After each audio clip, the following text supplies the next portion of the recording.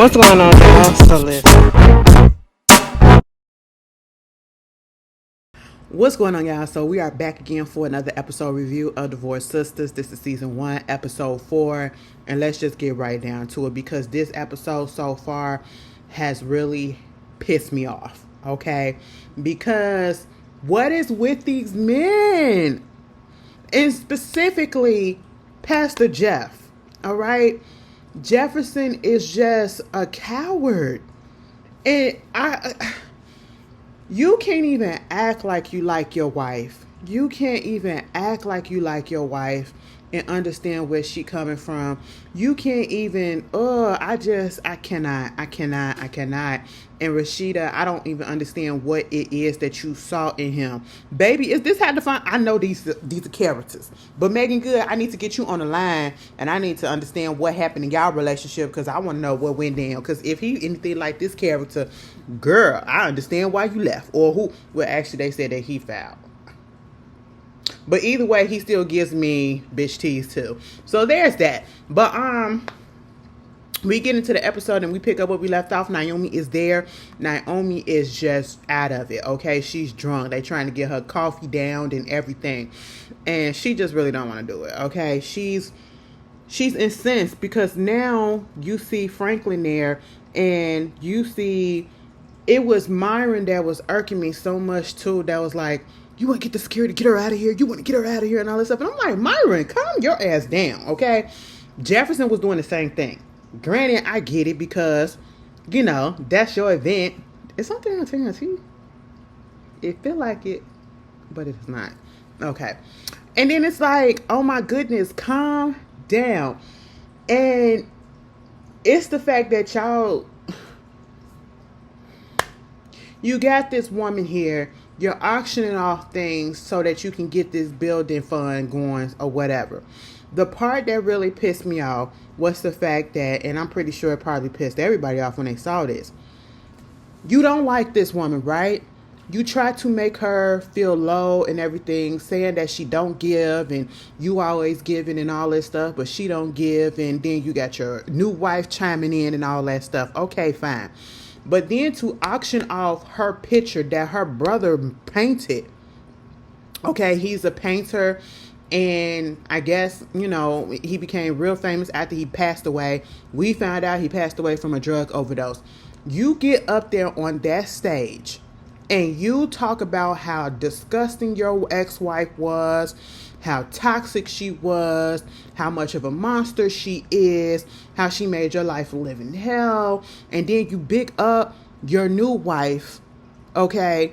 It's giving very much RG3. That's how he gets me. He gives me very much that tease.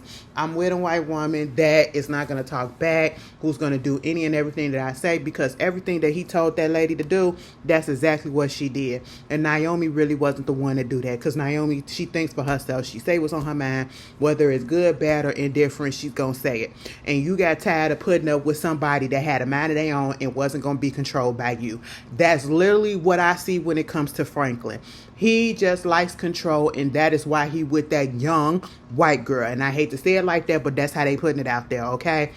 And the thing of it is, when he got up there and he said all that stuff, it's one thing to go in. It was given very much Kenya Moore on Real Housewives of Atlanta, okay, this past season. You took an event that wasn't even for you, and you start to put on display your issues with your ex-wife.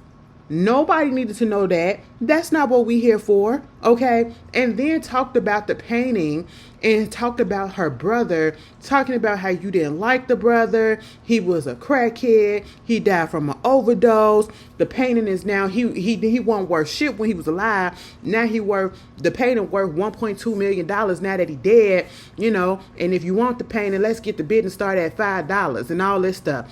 Okay, so we seeing this like you're really getting up on that stage antagonizing this woman and thinking that given the state that she is, and you already said that she's toxic as hell, right? You said that she's toxic as hell. And it's always like people act like a person becomes a certain way out of the blue. No, there's a reason, and I can guarantee you that man was they were putting each other through hell. But 9 out of 10, the way Naomi was reacting was, Naomi probably was doing all of the things that she was doing in a reaction to Franklin. Like I said, he likes control, and he thought that he was going to get with somebody, Naomi, and she was just going to do whatever he said, and she didn't. And that's just really what it was. That's just really what it was, you know. And so you get that going on, and then you get up in your feelings talking about she should have tried to turn my son against me and all that stuff or whatever. Child, I don't really feel at this moment that she tried to do anything. He is grown enough to see it, because she already said the son is damn near the same age as the new wife. He can see and understand what the hell is going on. If the new wife is 25 years old, I'm pretty sure the son is around that age. He understands what's going on, and he can make the decision whether he want to fuck with you or not. You know what I'm saying? And then you start the bidding, and you got people start the bidding at $5. Then somebody bid 10. Then here come Tiffany trying to be there for her girl. She said, girl, please. $5,000, $10,000, and then somebody said 20, and somebody said 30, and then he wound up getting upset in his feelings because Tiffany was bidding up the numbers, right? And so he said $5 million. Anybody else want to go for $5 million more or whatever? Well, if you want the painting, you could put down $37 million. That's the money that she got from him and his in the little settlement, And I was just like, that is just messed up. And this is what pissed me off. Because the whole time you got Jefferson just sitting there like everything is okay and being upset with Naomi. Then you got them coming down there telling them, you fucked up for that. You wrong for that, which he was. They trying to get Naomi up out of there. And so at this moment, Naomi took the pot of boiling hot coffee, and she throws it on the little girl. She throws it on Lindsay. The little white girl burns her back. Okay? Honestly, I wasn't mad at it. Did she need to do that? No. But, yeah. Okay. Did it need to go that far? No. She can take her ass to jail and all that shit, but at this point, she's drunk as hell, and I don't feel no sympathy because y'all came there to antagonize her. All right? That's literally what it was. And Rashida hit the nail on the head with that. Now, here's the thing. When they came back and everybody was converging the back or whatever, and they called 911, they got not Tiffany, but they got Lindsay and them out of there, and they was trying to determine where they was going to go, whether Rashida was going to go down there to the hospital with them and the pastor, or she was going to go over there and see Naomi. She wanted to go check on Naomi. Pastor didn't want her to do that, okay? Mind you, when Pastor sat down in that chair, Myron sat down next to him, and Myron had put his hands on his thigh, his inner thigh. I know I wasn't the only one that caught that shit, right? Okay. And so then we determined what's going to happen. We got, Geneva had went down there to the police station with Javon and Tiffany, because Javon knows some people, he got connections with some judges or whatever. Pastor didn't want Rashida going anywhere. And then they wind up going to the hospital or whatever. But at the same time, when they was in that car ride going to the hospital, I was so disgusted. How dare you try to tell this woman that you are my wife, and how are you friends with a woman like that who is ghetto? He basically called her ghetto. He said she's ratchet, she's loud, she's obnoxious, and she caused so many troubles. She's part of the reason why we almost didn't make it down the aisle. And truth be told, given how you're acting now, Naomi didn't do a good job, because there is no way that y'all should be married. There's no way that y'all should have had kids, because look at how you're acting right about now. Truth be told, it's giving you got married to First Lady as a goddamn front and for image. That's just what it is. Because listen, when they was on their way to the banquet, he gonna tell her, you here because of me. This lifestyle is because of me. And Rashida had to check his ass and say, oh no, baby, remember, if it wasn't for my grandfather giving you this huge endowment to get this church, you wouldn't be here. So basically, you got all of this because of me and my family. So let's not do that, And so that's what it's giving. I don't think he ever really loved her. I don't think it. Not now. Not now. And after the way that he let Myron put his hand on his thigh, and then Rashida had said something about them being close, it was like, he's there with his wife and all this stuff. Okay, what wife? It's like he ain't paid no attention to the wife or whatever. He all up in your face, all up in your grill or whatever. And I'm just like, open up your eyes, okay? Y'all not doing a good job of hiding whatever it is that you're going through. You know what I'm saying? And then you getting on her talking about how she shouldn't be friends with Naomi, and why would you let her come to the event? And at the end of the day, you're not coming down on Franklin because you want his money. And even if you want his money, you can sit there and say, oh, he's a piece of shit, or what he was doing is wrong as hell. And I understand that, but I'm sucking up to him because I need this money. I would even be okay with you saying that. But to really just come down on your wife, and then when they get there to the hospital, and you got Franklin saying all this shit to your wife about her friend.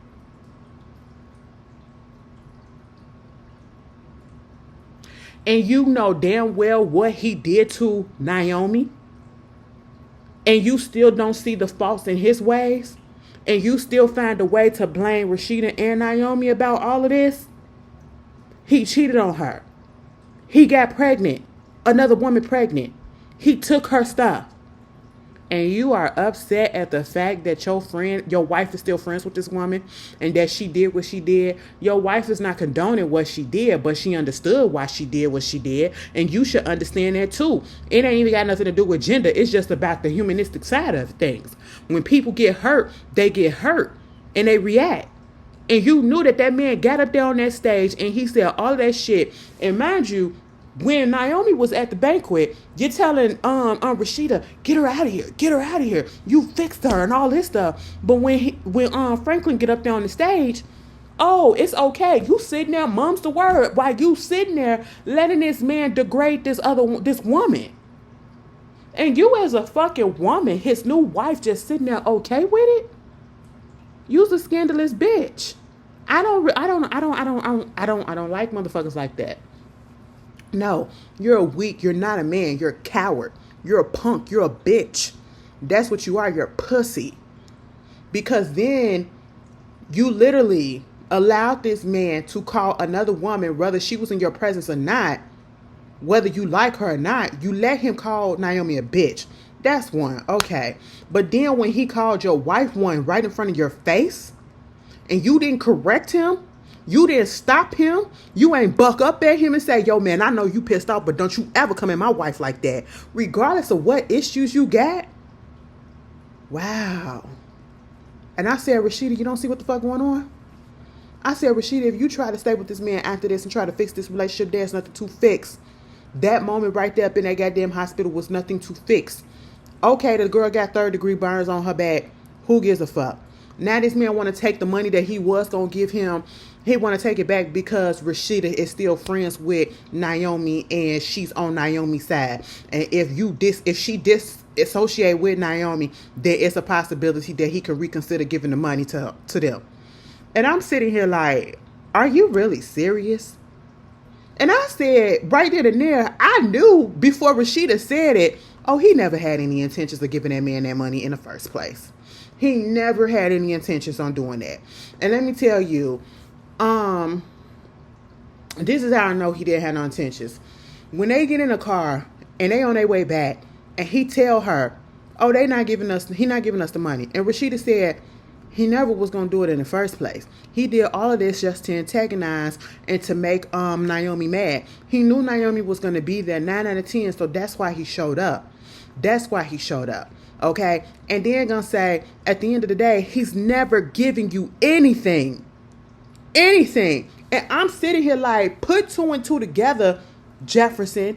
If you needed the money so bad, and if that was your homeboy and you knew him for years like you said you did, why is it that it had to wait until it get to a banquet and an auction or whatever to ask him or for him to give you some money for what's supposed to be a just cause, building your church, right? It ain't going to something crooked or whatever. It's going to the Lord. You know, that's what it's supposed to be. You're trying to build a new house for the Lord, right? A house of worship, right? If that's your so-called homeboy, if that's your so-called friend or a person that you know and you cool with, how come you just couldn't call him up and ask him about it on the phone? And he couldn't be like, oh yeah, bro, I got that for you. Here go the money right here and right there. Because it wasn't about that. He did exactly what Rashida said he was going to do. Come there to piss off Naomi, to make her mad and make her look foolish. Mind you, somebody had posted the shit online and come to find out, oh, they on Naomi's side. They on Naomi's side. All right? Because you don't do shit like that. You don't do shit like that. You know what I'm saying? You just totally fucked it up for yourself as well, right? You wanted to get people on your side. People ain't on your side. Men are just so stupid in certain situations, and this is one of the situations that he was stupid to fuck in. And I just can't believe that he just allowed, like, you could be so pissed off at your wife or whatever, but to allow another man to talk down about your wife, to curse at your wife, call her out her name, to come for her in front of your presence. Wow. You just let that happen and you did absolutely nothing. And even in the car, when she brought it up, you did nothing. You pulled up to the house and you got your ass up out the car yourself and didn't even open up her door and didn't even see if she was okay. You went right up in the house and left her ass in the car. Bitch, Rashida, draw the papers up, okay? Get Geneva on the line and get her to draw the papers up. Now, Geneva, I'm going to tell you this, girl. You are in some shit. I just want you to know. Because you can't get your feelings under control. Now, one, I thought Javon would probably be the issue. But at this point in time, it's you that's the issue right now, okay? Because you don't want nobody talking to that man, but you don't want that man up in your life right about now, but you don't want your friend talking to him and all this shit or whatever. You getting jealous and all of that, but you don't want to be with him. You still want to be with William. William, what was that? I don't know what the hell is going on, but I'm just saying, when they was up in that car, he was getting the ride home from the banquet with Bridget. Bridget up there talking about how much of a good man he is and how, you know, he this and he that, and I admire how you take care of my friend and all that stuff or whatever. Baby, they was connecting. I said, am I the only person that's feeling a little connection finna happen between Bridget and William? What the freak is going on with that? Okay? Only for Bridget to go home to that boy on the goddamn couch playing the game. Bitch, Bridget, that should have been a moment that you threw that nigga out when he gave you the flowers. And she said, bitch, you got these flowers from upstairs. And he said, yeah, I was just trying to show you how I appreciate you. Now, why don't you go upstairs and draw me a bath so that you can go ahead and show me how much you appreciate me.